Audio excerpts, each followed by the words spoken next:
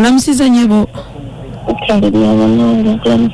Nze namanja Priscilla oliko beta fm ekintabuli ky'omuziki ekisinga program kigenza kitya mu mutabizi mama amanya gwani bannange nsanyusa okuwulizako nange nsanyusa okuwuliza mama amanya gwani yanze Nanyonjo Mary osibye otya Nanyonjo Mary bulungi mama osibye otya watuweereza obubaka tukukubire mu mutabizi otawaana ki mama Nanyonjo mbadde nga njagala kwebaza kuba radio beat kuba enkoledde kyamaanyi nnyo oye nyabo kubanga yanzulira taata wange wajjako mu mutabizi ne tukunoonyeza omuzadde taata yaani erinnya Bukenya Hassan mwasisinkana mutya nga tumaze okulanga nali njawo ne bakuba ku simu ya maama engeri nagisoma wano nagisomera Mr. Kadima enyabo kati nagifuna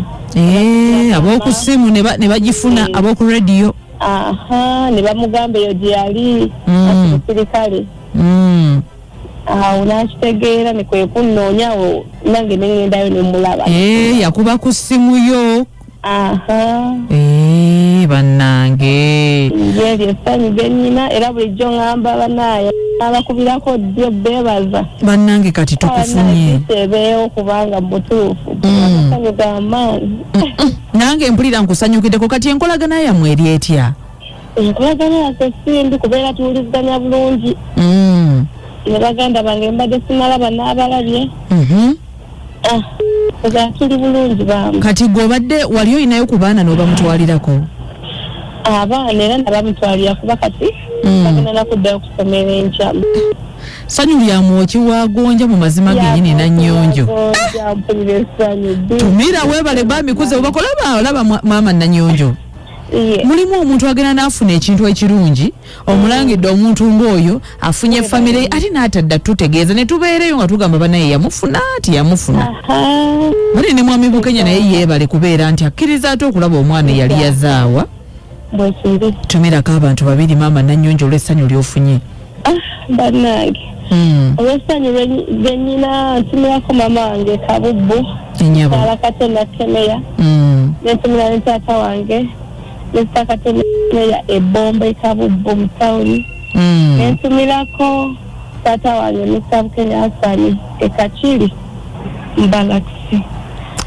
kale mukwano radio beat tweyanziza nnyo tweyanza gewebale kutudiza bubaka nti famire wagifuna nabaala ate mwatu basobole okuddamu amaanyi bane nabo abaddemu amaanyi babeere bagumusa wale bajja funa abantu baabwe weewaawo Nanyonjo Special reporter abantu mubalanguzi kukyenda mu mukaaga tonyezesa tufamba olunaku kulwaleero mpera kwogerako ne presidential advisor Fulfiga ku nsonga ezitali zimu Fulfiga buuza kubawuliriza mbabuuza kala mwenna abali mu ggwanga Uganda naye nyongera okubuuliza ddala kwabo abantu be naweereza apenia ne mutanziramu kati njagala obeeko n'obubaka bw'owaabo bwewaweereza message za apenia ne batakuddamu bw'oba mmanyi nga walisiivinga apenia yange n'otanzira oba nange n'otampereza Mpulira Mukama yakumponya waliwo abantu Katonda batuwonya batujjako ng'omuyita friend but nga Katonda ne conversation gye yalaba n'amukuwonya ate atya n'omwezanga apenia n'atakuddamu which is nga yalina kyakwagaliza oba abantu abo boweereza mu message abamu baba tebakuliiko wagwobeesibako you were stupid nyabo tojja kunvuma kiki ekikuddeko waya oba tokiba nti tulina emikwano egyali yalite gye twerekereza ekitegeeza kuno omwaka guno oguwedde mikwano gye mingi egikudisappointinze nyabo sirika omaawo apaana naye ng'okimanyi Fulfiga olaalongo I love you naye nga kale mba nti okugamba leka naawe I'm very very very tired. Why? Because I'm scared. Yes. Naye kati kankubuuze Fulfiga lwaki tonjagala omuntu wamuweerereza message natakuddamu come on nali siinaako ya time ate nga ne battery eri wansi even apenia too baby even waka moja kaseka oba whatever you know kati kwelaba waweerezaako abalala message ne bakuddamu fatuweereza abasipiika ne batuddamu prime minister n'akuddamu apaana n'oweereza president n'akuddamu n'oweereza Natasha n'akuddamu maama naye kati ebyaddala Fulfiga bantu bangi bawadde omukisa bajjaabo babitex nange mpa omukisa akagali nkavugemu. Nja kuvuga speed ofe. Leka naawe ate kunkangakanga ngamfa biki. Eno Uganda si Europe.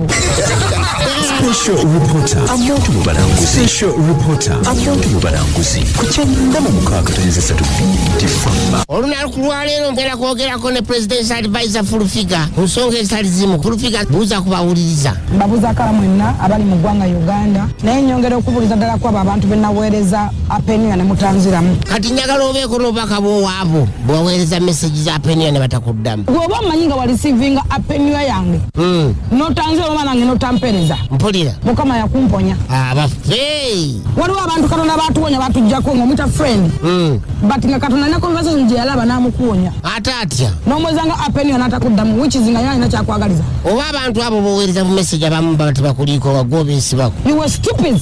Nyabo tojja kunvuma kiki ekikuddeko waya. Obadde okimanyi tulina emikwano egyali yajja gye twerekereza. Ekitegeeza kuno omwaka guno oguwedde mikwano gye mingi egikudisappointinze. Nyabo sirika omaawo. Apaana naye ng'okimanyi Mpulira olaalongo I love you naye nga kale mba nti okugamba. I don't want. Leka naawe. I'm very, very, very tired. Why? Because I'm scared. Yes. Naye kati kankubuuze Mpulira lwaki tonjagala? Omuntu omuweerereza message n'atakuddamu. Come on, nali siinaako ya time ate nga ne battery eri wansi. Even ka apenia too. Baby. Even abaka moja kaseka oba whatever you know. Kati gwena baweerezaako abalala message ne bakuddamu. Fatuweereza basipiika ne batuddamu, prime minister n'akuddamu. Apaana. N'oweereza president n'akuddamu, n'oweereza Natasha n'akuddamu. Maama naye kati ebyaddala Mpulira bantu bangi bawadde omukisa bajjaabo babitaxi nange mpa omukisa akagali nkavugemu. Nja kuvuga speed ofe. Leka naawe ate kunkangakanga ngamfa biki. Eno Uganda si Europe. Special reporter amuntu mu balanguzi.